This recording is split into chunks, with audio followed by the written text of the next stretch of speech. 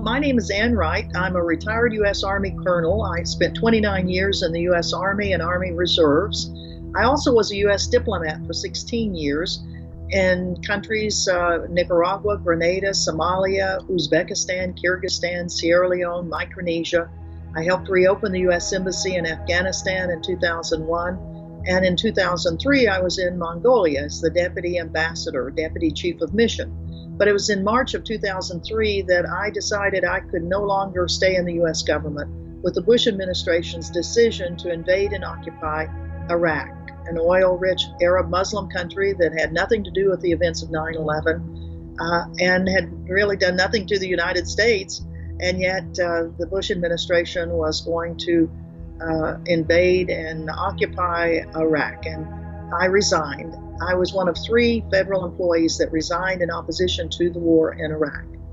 Since then, I've been working with groups for peace, Veterans for Peace, a little t-shirt here, Code Pink, Women for Peace, Peace Action, you name it. If it's got peace in the title of it, I'll be glad to help out wherever I can. And the reason that I do this is I think as a person who's worked virtually her whole adult life for the U.S. government, through 8 presidential administrations. And let me tell you, there were plenty of policies I didn't agree with in many of those administrations, but it wasn't until the Bush administration that I decided to resign on one of them. But since then, I've been a voice using my government experience to explain what is going on with various administrations, whether it be the Bush administration, the Obama administration, and now the Trump administration, to explain the behind the scenes of how some of these policies get made and maybe the pressure points that we as citizens have on trying to stop the incredible militarization of our foreign policy and militarization of our own domestic policy. So I am speaking all over the world with groups and here in the United States to talk about how we can get to a world beyond war. And part of that world beyond war is how we readjust the view from U.S. policymakers of the rest of the world, and how we need to, as citizens, pressure these very important Congress people as well as the administrations that are elected by the people of the United States, how we pressure them into getting a worldview that shows that we should not be an offensive war nation, but we should only use our military when it truly is for the defense of the United States, and not just the defense of economic interests that you go to war over, but the true values of the United States. If you can actually identify what those true values seem to be now, since we seem to be a country that is overcome by warmongering. If you really look at what the United States has been doing over the last 100 years, there's no other country in the world that has created more wars and conflict than the United States. And that's a pretty sad legacy, that indeed our policies are offensive. They're offensive in several different ways. They're offensive because they kill people. That offends a lot of people. But they're offensive in that it is the policy of the United States that you, and particularly in the last decade and a half, that you use your military as a preemptive sort of military force, that you go into countries in the opinion of the administration, to prevent a possible attack on the United States or a possible undercutting of U.S. economic interests. And these are things that the people in the rest of the world go, what is going on here? I mean, you guys are just waging war all over the world. And you've got these military bases that are all over the world. Still, after World War II, 70 years later, the United States still has over 800 military bases not located in the United States, but on the territory of other people. We still have 183 military bases in Germany.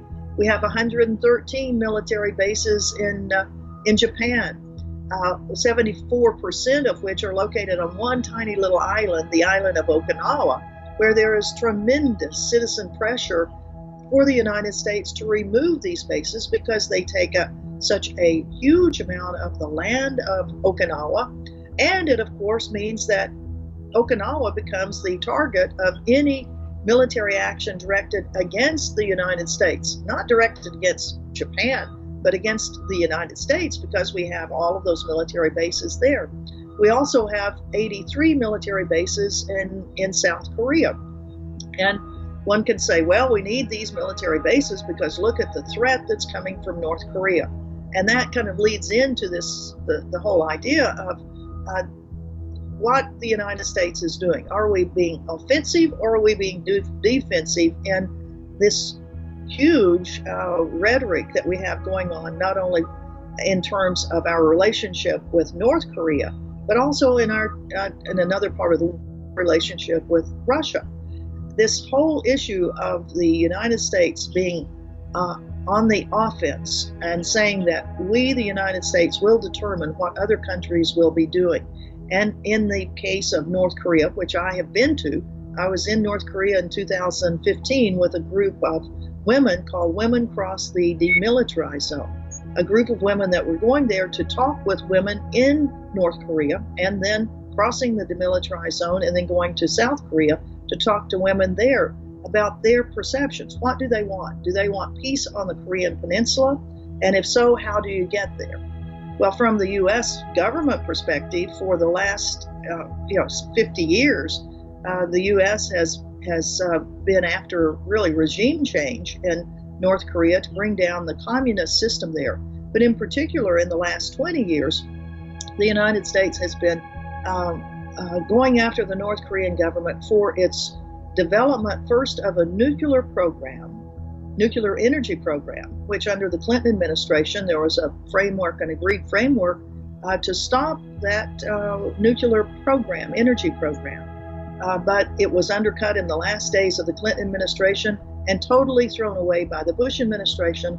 And under the Obama administration, something called strategic patience, which means we won't even talk to them. But indeed, we will vilify them for their development of a nuclear weapon and missiles capable of eventually carrying these nuclear weapons, rather than talking to them about what they want. What will it take to stop the nuclear weapons program, which the North Koreans have laid out very, very clearly. They want a peace treaty with South Korea, the United States, and with that, if the U.S. will say our policy is no longer regime change, and that we will not try to do you in, and we won't have military exercises, the largest of which was last year, over 300,000 U.S. and South Koreans, and we named the exercise decapitation. Well, now that's a pretty offensive terminology for military exercises whose stated goal that the North Koreans knew was the overthrow of their own government. So if we would actually have policies that say we will talk to people, that we will find out what their security concerns are, and then talk about our security concerns, and then try to have a negotiation on how we can address both of those, that to me is a defensive. That is a policy that will help truly defend the United States when we actually talk to those people, those countries that for whatever reason our recently elected politicians, and whether it be the Bush administration, Obama administration, or Trump administration, that they talk to groups that they have identified as having interests that are jeopardizing the either physical security or economic security of the United States. And I'll just add on to that, we should use that same model of a defensive sort of strategy on this whole issue of the vilification of Russia. I mean, neither Russia nor North Korea are paragons of virtue, nor is the United States of America.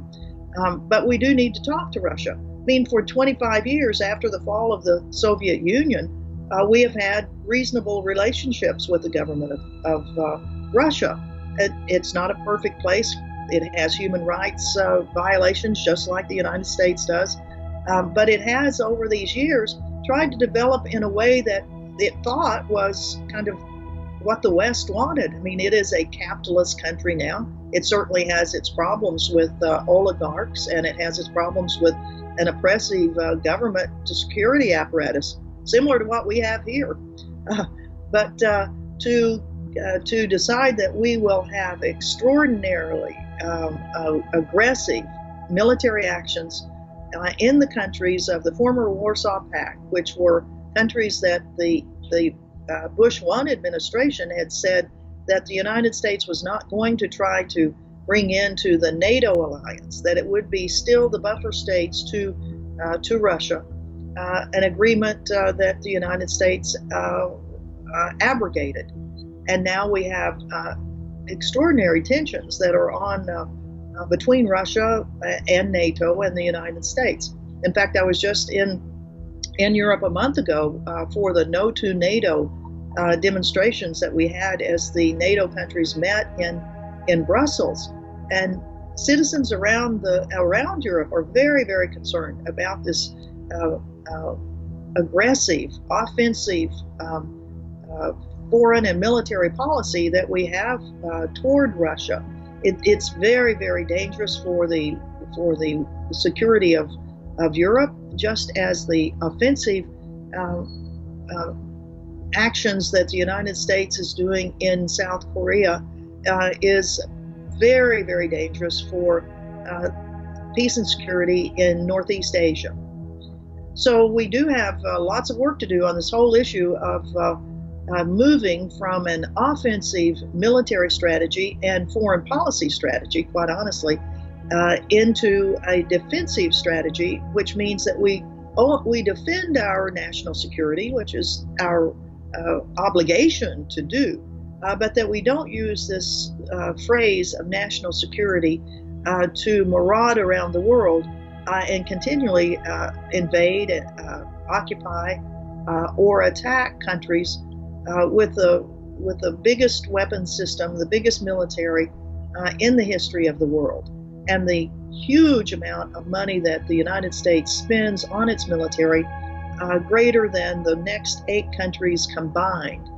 So we in the United States have an offensive military capability that is really shredding the budget of the United States for its own domestic policies of health and education and human security for our own citizenry.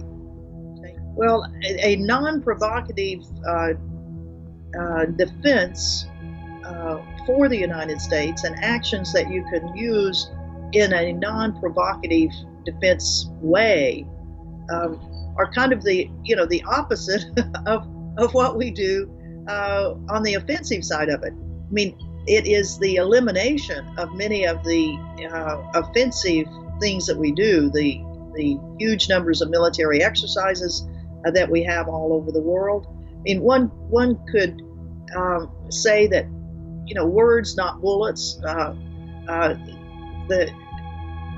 making stronger the ability of the United States to negotiate, to talk with people, instead of having military exercises and decisions of the use of military force.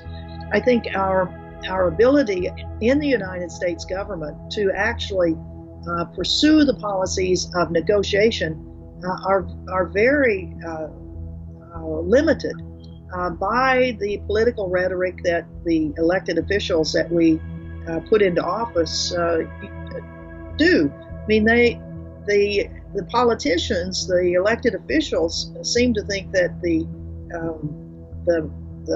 better security measures are bolstered by very, very aggressive behavior and words, and to bring into the lexicon of our elected officials terms of peace, of non-aggression, of dialogue, of negotiations, of patience.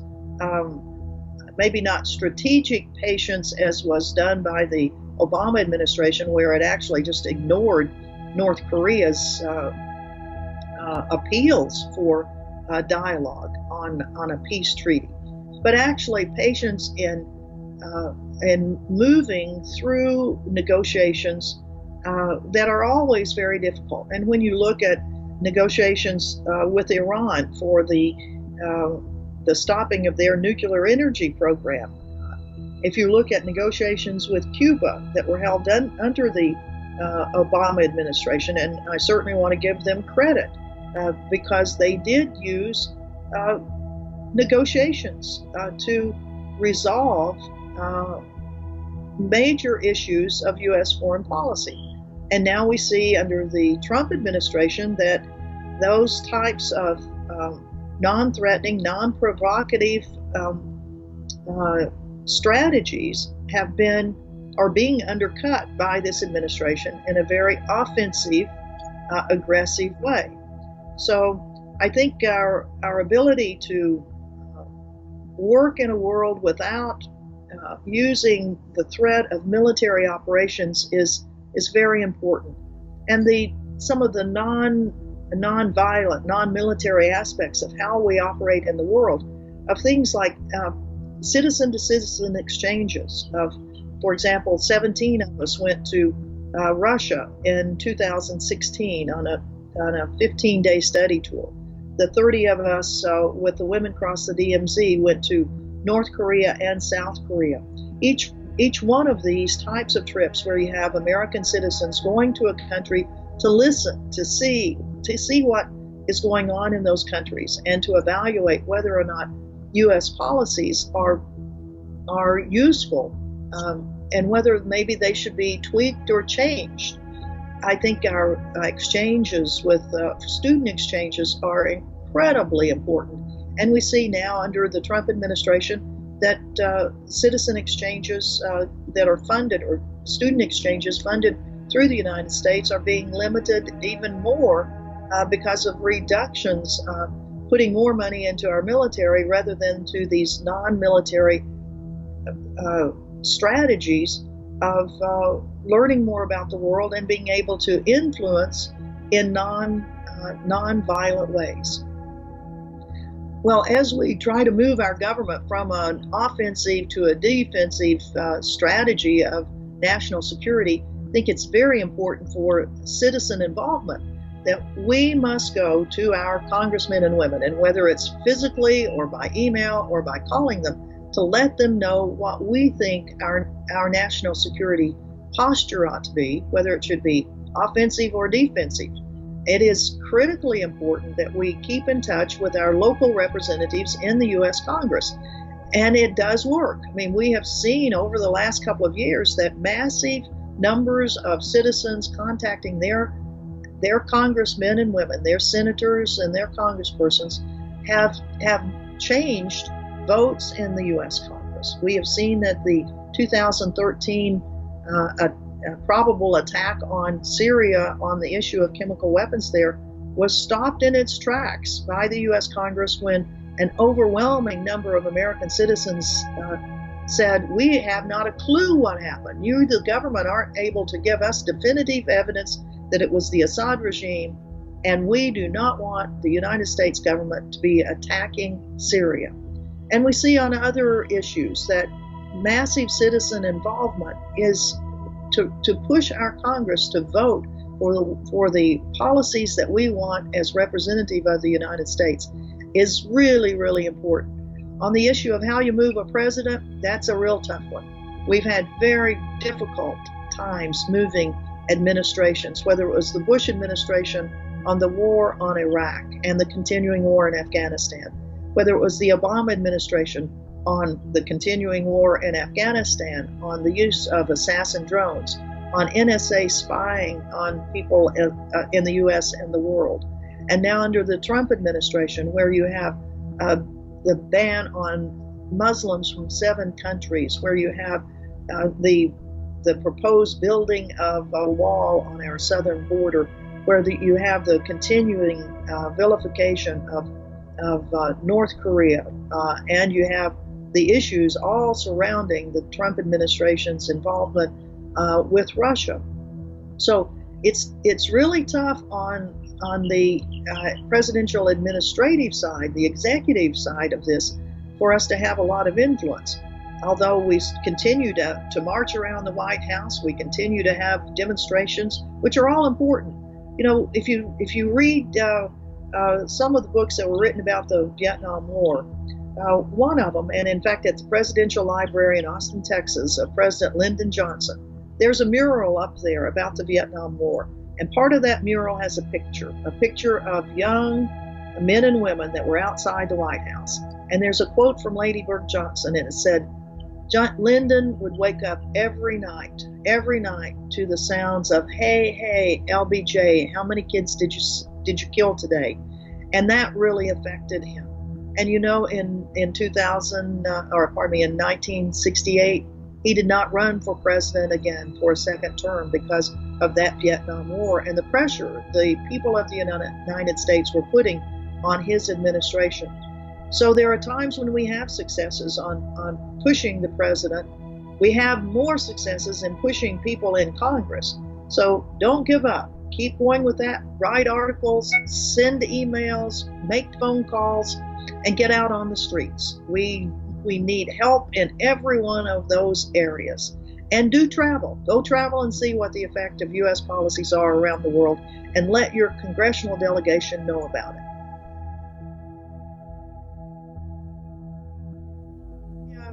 Well, one of the things is that we have many organizations in the United States and around the world where people who want to get to a world beyond war can certainly have a lot of influence. We have the organization called World Beyond War, of course, and we have Veterans for Peace. We have Code Pink Women for Peace. We have the Women's International League for Peace and Freedom. We have Peace Action. We have groups that are taking study trips all over the world to find out what the effect of U.S. foreign policies are. So there are a lot of opportunities for everyone to get involved to make sure that we do come to a place where we do have a world beyond war.